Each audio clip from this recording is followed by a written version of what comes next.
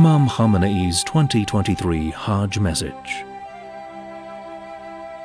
In the name of God, the Beneficent, the Merciful.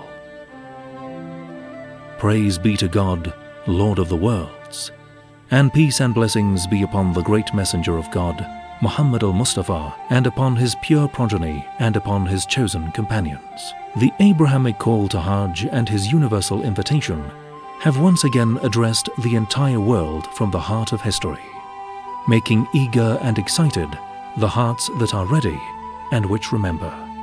The invitation is addressed to all human beings, and proclaim the Hajj to all the people. The Holy Quran, Surah 22, verse 27. The Kaaba is the blessed host and a guide for all people. Indeed, the first house to be set up for humankind is the one at Bakka, blessed and a guidance for all nations. The Holy Quran, Surah 3, verse 96. The Kaaba as the focal point and the main focus of attention of all Muslims, and also the Hajj ritual as a small example of the extensive diversity of the Islamic world, can serve to elevate human society and improve the health and security of all people. Hajj can bless all humanity with spiritual and moral elevation, and this is the vital need of humankind today. Hajj can annul and render ineffectual all the plans of the arrogant powers and Zionism for the moral downfall of humanity today and in the future. That which is a necessary condition for the occurrence of this universal impact is that, as a first measure, Muslims themselves should properly hear the life-giving message of Hajj and do their utmost to implement it. The two main foundations of this message are unity and spirituality. Unity and spirituality are what guarantee the material and spiritual advancement of the Islamic world and its enlightening the entire world. Unity means being connected both intellectually and in practice. It means that hearts, thoughts, and orientations come closer together. It means a synergy in science and experience. It means having an economic connection between Islamic countries. It means the existence of trust and cooperation between Muslim governments. It means working together against common, definite enemies. Unity means that the plots designed by the enemy cannot set Islamic denominations, nations, races, languages, and the diverse cultures of the Islamic world against each other. Unity means that Muslim nations should know each other, but through communication, dialogue, and interaction, not through the enemy's seditious descriptions. They should be aware of each other's potential and capacities and make plans to benefit from them. Unity means that the scientists and universities of the Islamic world work hand in hand together. The scholars of Islamic schools view each other in good faith and with tolerance and fairness, and they listen to each other's words.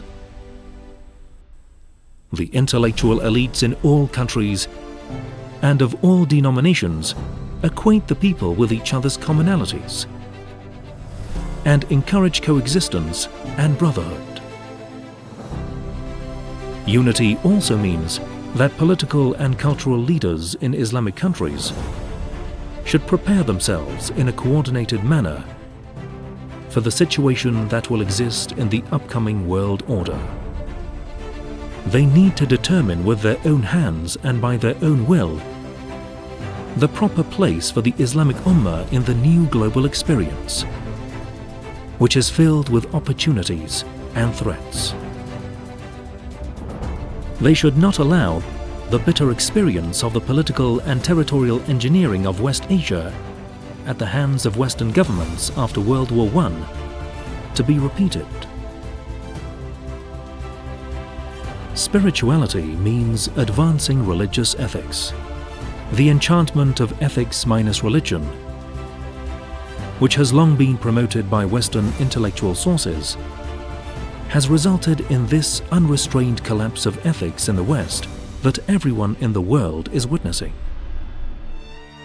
Spirituality and ethics should be learned from the Hajj rituals, from the simplicity that exists in Ihram, from the negation of illusory privileges, from feeding the destitute and the needy, from there is to be no sexual contact, vicious talk or disputing, from the circumambulation of the entire Ummah around the axis of monotheism, from the stoning of the devil, and from the disavowal of the polytheists.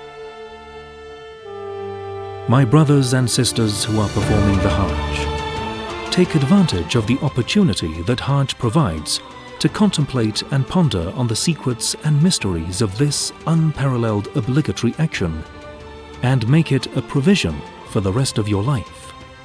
At this juncture in time, and more than in the past, unity and spirituality are subject to the enmity and sabotage of the arrogant powers and Zionism.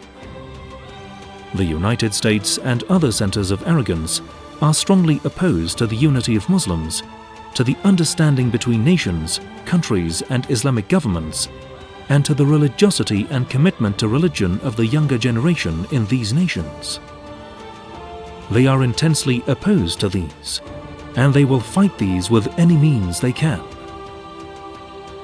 It is the duty of all of us, the duty of all nations, and the duty of our governments to stand against this evil scheme of the United States and the Zionist regime. Ask the all-knowing, all-powerful God for help. Strengthen the spirit of disavowal of the polytheists in yourselves, and oblige yourself to spread and strengthen this spirit in the environment where you are living. I ask the Almighty God to grant all of you Iranian and non-Iranian pilgrims success and an accepted and blessed Hajj. And I wish for all of you the accepted prayers of the great vestige of Allah remaining on earth, Imam Mahdi. May our souls be sacrificed for him. May God's greetings and mercy be upon you. Seyyed Ali Khamenei, the 6th of Dhul Hijjah, 1444, the 25th of June, 2023.